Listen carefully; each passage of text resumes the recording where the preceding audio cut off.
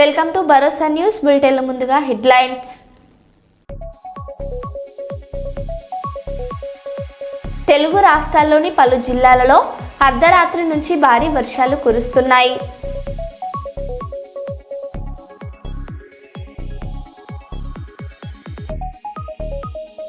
Assembly సమావేశాల నేపథ్యంలో gun park వద్ద నిరసన తెలియజేస్తున్న బీఆర్ఎస్ పార్టీ ఎమ్మెల్యేలు, ఎమ్మెల్సీలు.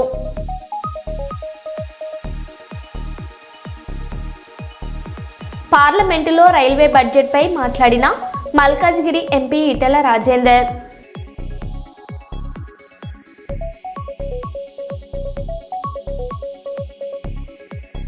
వరంగల్ జిల్లా కోర్టుకు ఈమెయిల్ బాంబు బెదిరింపు, రంగంలోకి దిగిన బాంబు డిస్పోజల్ టీం.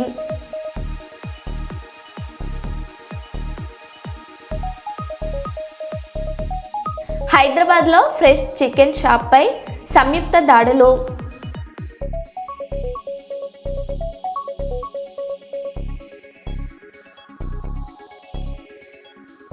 ఇక వివరాల్లోకి వెళ్తే, శ్రీకాకుళం జిల్లా పాతపట్నం మండలం ప్రాహరాజపాలెంలోని మసీద్ కామ్రాన్లో ముస్లిం సోదరులకు ఘనంగా ఇఫ్తార్ విందు ఏర్పాటు చేశారు.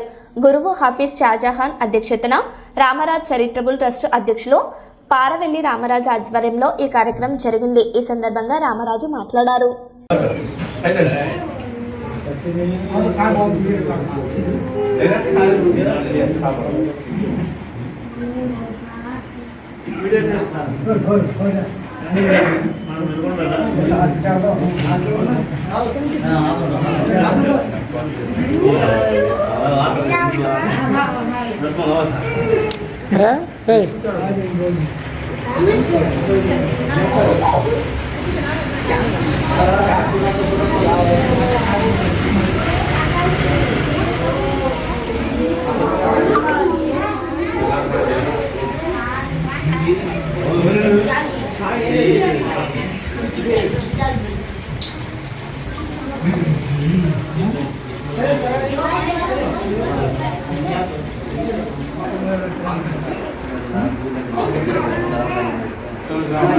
మనం ప్రహరాజపాలెం గ్రామంలో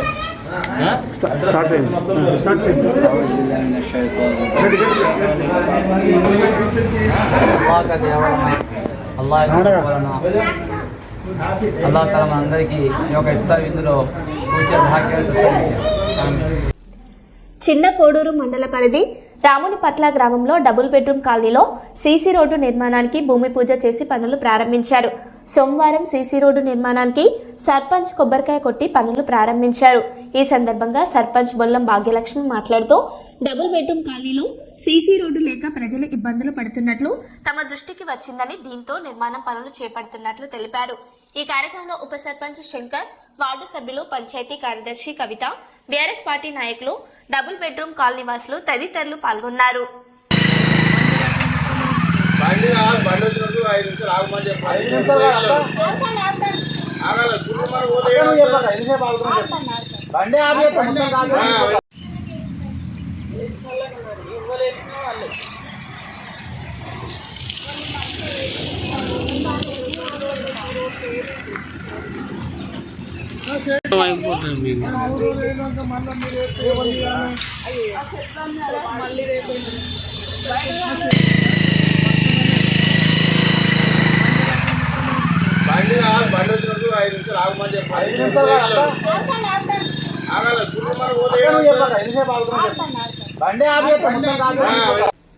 గోదావరికని పట్టణం బాగుండాలని బుధవారం శివసత్తులతో కలిసి ట్రాన్స్జెండర్లు డప్పు చప్పుల నడుమ పోచమ్మ బోనాలతో తరలివచ్చి పోచమ్మ తల్లికి బోనాలను మొక్కులను చెల్లించుకున్నారు.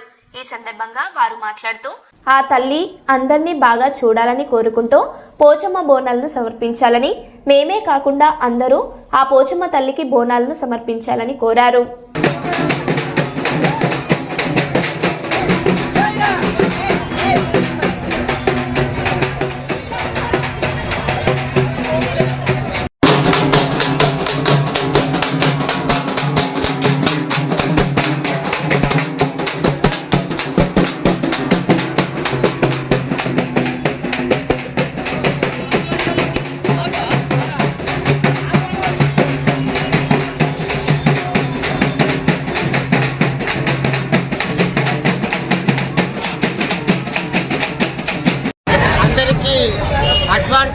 శుభాకాంక్షలు. ఉగాదికి ముందొచ్చి అమావాస్య రోజు మా ట్రాన్స్జెండర్స్ అందరం కలిసి చౌరస్తాలో ఉన్న పోచమ్మ తల్లికి బోనాలు చేసుకోవడం జరిగింది.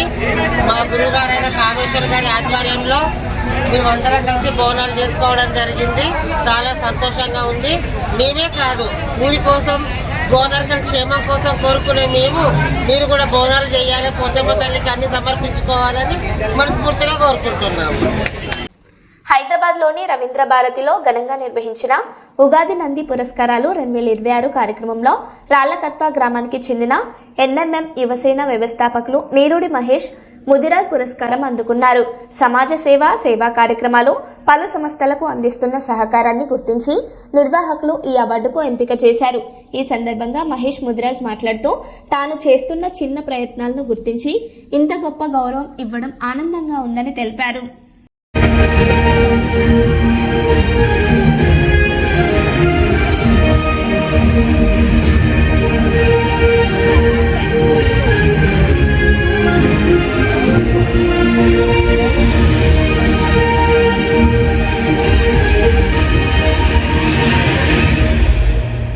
Congratulations.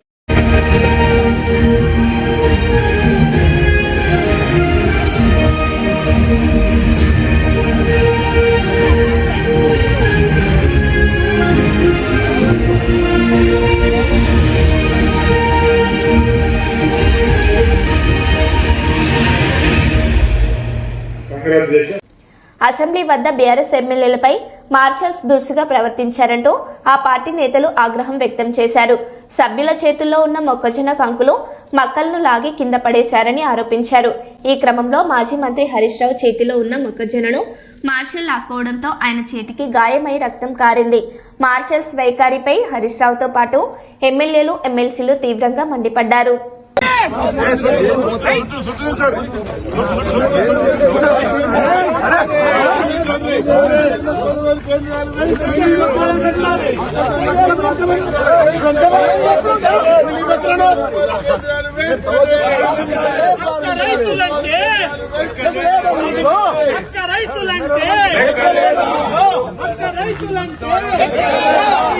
మక్క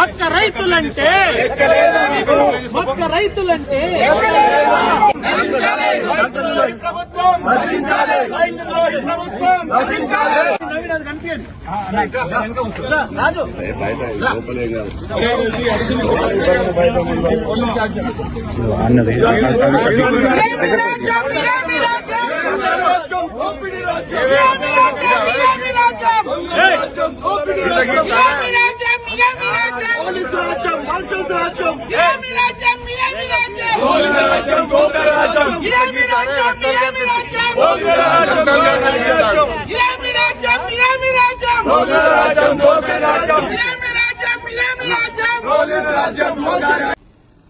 తెలుగు రాష్ట్రాల్లోని పలు జిల్లాల్లో అర్ధరాత్రి నుంచి భారీ వర్షాలు కురుస్తున్నాయి.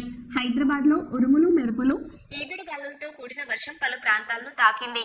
కామారెడ్డి, నిజామాబాద్, వికారాబాద్, కరీంనగర్, పెద్దపల్లి, మంచిర్యాల, నాగూర్, కర్నూలు, గద్వాల, ఆదిలాబాద్ జిల్లాలలో వర్షాలు పడుతున్నాయి. హైదరాబాద్ వాతావరణ కేంద్రం మిగతా జిల్లాలకు కూడా వర్ష సూచన జారీ చేసింది.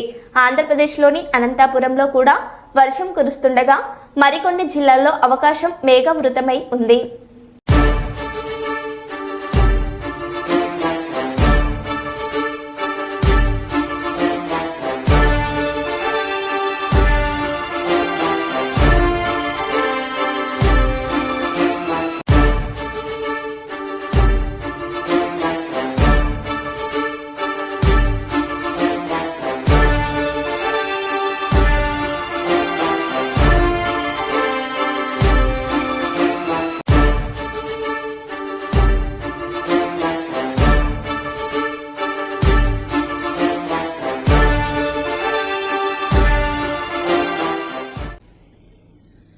కరీంనగర్ సిపి భార్య గన్ ఫైర్ చేయడంతో ఓ వృద్ధురాలికి బుల్లెట్ తగిలిన ఘటనపై కౌశిక్ మీడియా ముందు వివరాలు వెల్లడించారు. ఈ ఘటనకు సంబంధించిన వెలుగు కథనం వెలుగులోకి రావడంతో విషయం మరింత చర్చనీయాంశమైంది.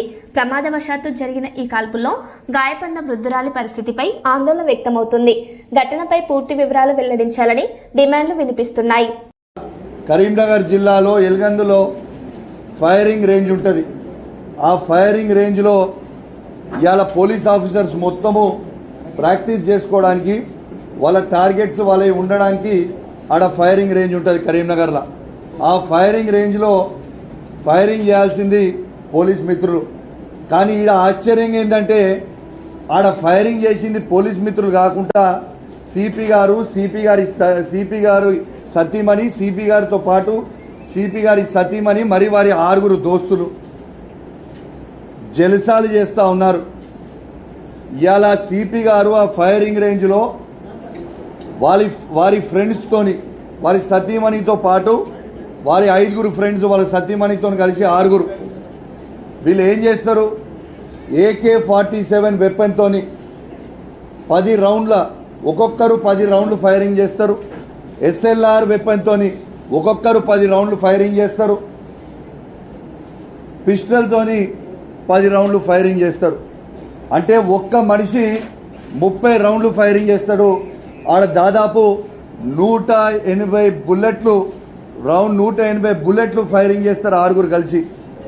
ఇవాళ ఇది నేను చెప్పేది వాస్తవము. ఏదొక్కడైనా కూడా నేను ముక్కు భూమి రాకడానికి సిద్ధంగా ఉన్నాను. ఆడ ఫైరింగ్ చేస్తే పోలీస్ వాళ్ళకి ప్రాక్టీస్ ఉంటుంది కాబట్టి వాళ్ళు ఫైరింగ్ చేస్తే డైరెక్ట్గా టార్గెట్ ఉంటుంది, ఆ టార్గెట్కి కొడతారు, కొంచెం అటో ఇటో కొడతారు. కానీ ఇక్కడ ప్రాక్టీస్ లేని వ్యక్తులు జల్సాల కోసం కొడుతారు కాబట్టి టార్గెట్ ఫైరింగ్ చేస్తే ఇవాళ బుల్లెట్లు ఈ ముసలమ్మకి బుల్లెట్ తగులుతుంది. తన పేరు ఈ ముసలమ్మకి బుల్లెట్ తగులుతుంది. ఈ ముసలమ్మ పేరు అమృతమ్మ. అమృతమ్మకి తొడకి పోయి బుల్లెట్ తగులుతుంది.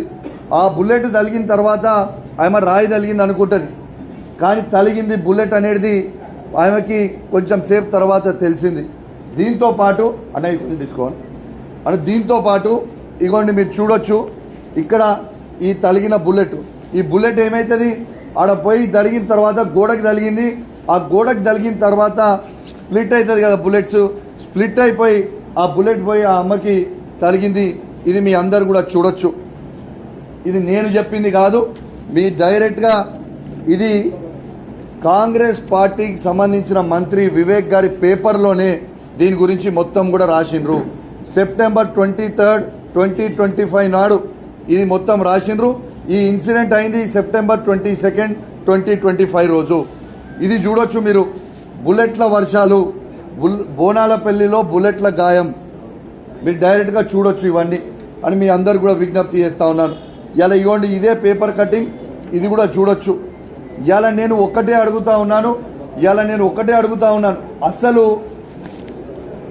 ప్రైవేటు వ్యక్తులు గవర్నమెంట్ వెపన్స్ ఎట్లా వాడతారు, గవర్నమెంట్ వెపన్స్తోని ఎట్లా ఫైరింగ్ చేస్తారు అని చెప్పి నేను అడుగుతా ఉన్నాను.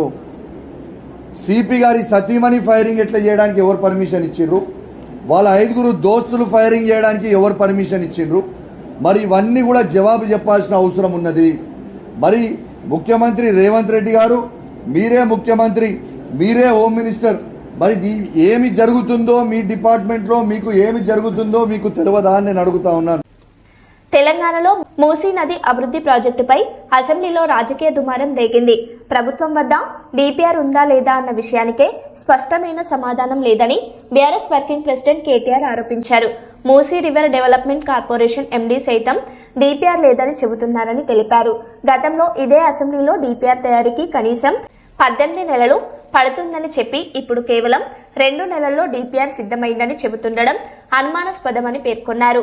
2 నెలల్లో అద్భుతంగా డిపిఆర్ తయారు చేసి ఉంటే దాన్ని ప్రజల ముందుంచాలని డిమాండ్ చేశారు.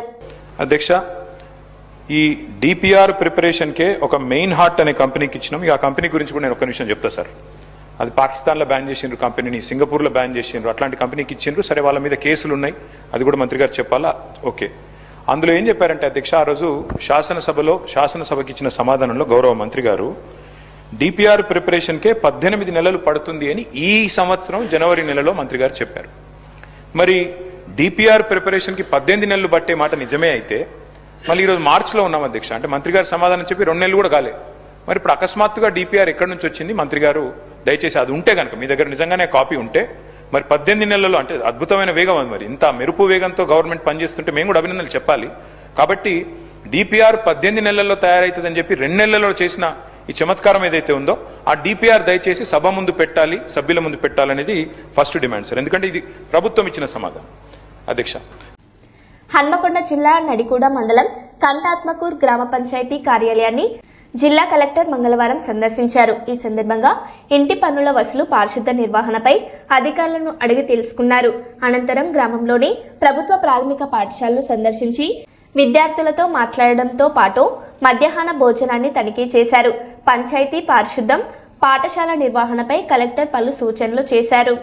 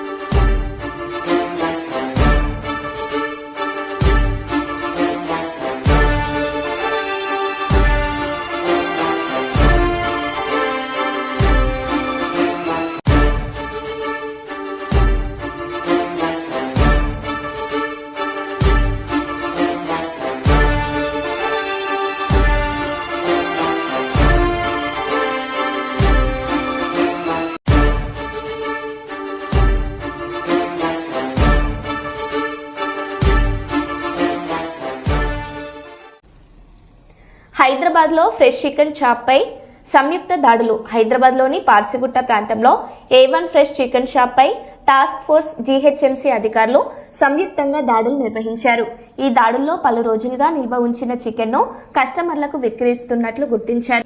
సుమారు 800 కిలోల చికెన్ను అధికారులు స్వాధీనం చేసుకున్నారు.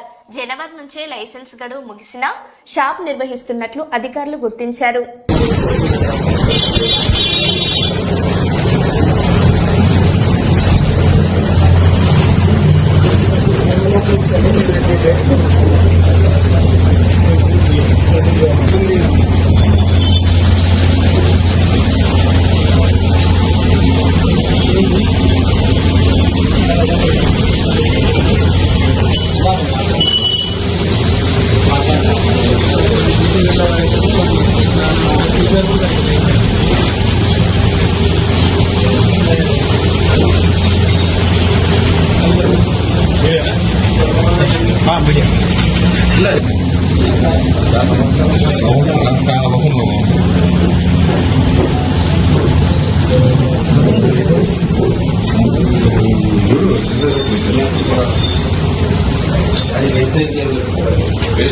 వెస్టేజ్ ఇండియాలో ఉన్నది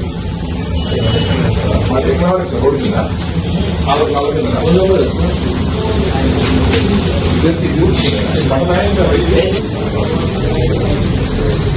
पूरा क्या है पूरा गंदा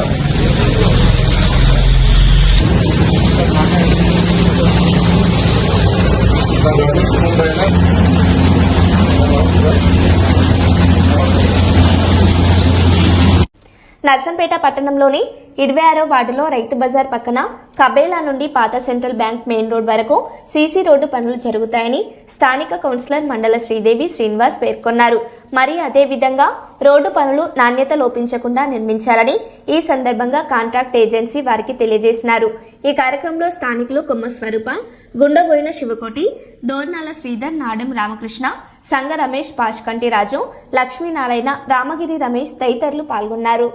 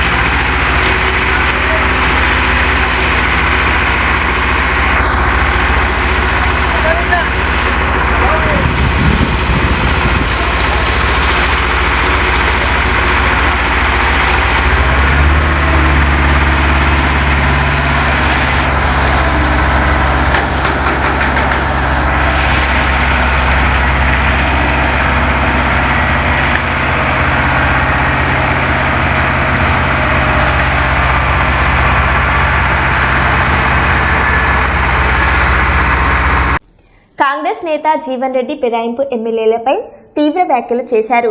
పార్టీలో జోక్యం చేసుకుంటున్న 10 మంది ఫిరాయింపు ఎమ్మెల్యేలను బయట పెట్టాలని ఆయన డిమాండ్ చేశారు. వారిని పార్టీ వ్యవహారాల నుంచి దూరంగా పెడితే తాను కాంగ్రెస్ ను ఎందుకు వదులుకుంటానని ప్రశ్నించారు. ఈ వ్యాఖ్యలు పార్టీ వర్గాల్లో చర్చనీయాంశంగా మారాయి. జోక్యం చేసుకోకుండా వాళ్ళ బయట పెట్టండి. నేను ఎందుకు వదులుతాను కాంగ్రెస్ పార్టీ? నేను ఎందుకు వదులుతా?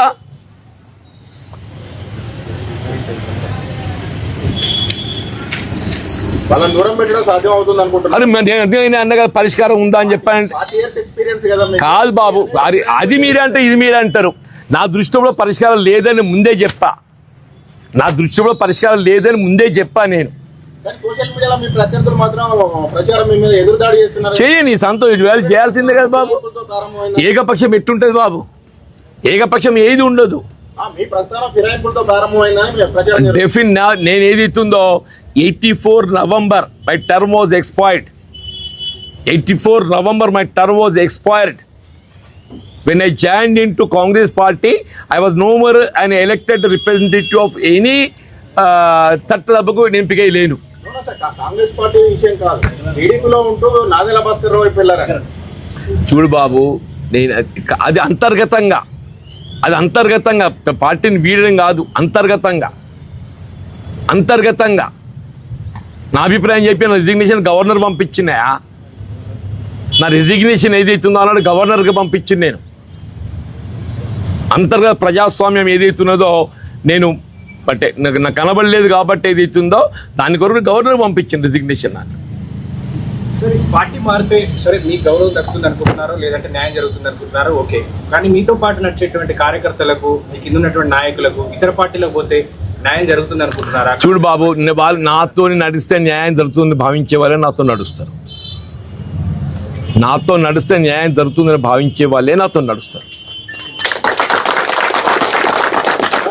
హ్యూమిలేషన్ ఉందని అంటున్నారు మీరు. ఇక్కడ హ్యూమిలేషన్ ఉంది, అసంతృప్తి ఉంది, ఉక్కపోత ఉంది మీ ఇంట్లో మీకే అని చెప్పేసి మీరు అంటున్నారు.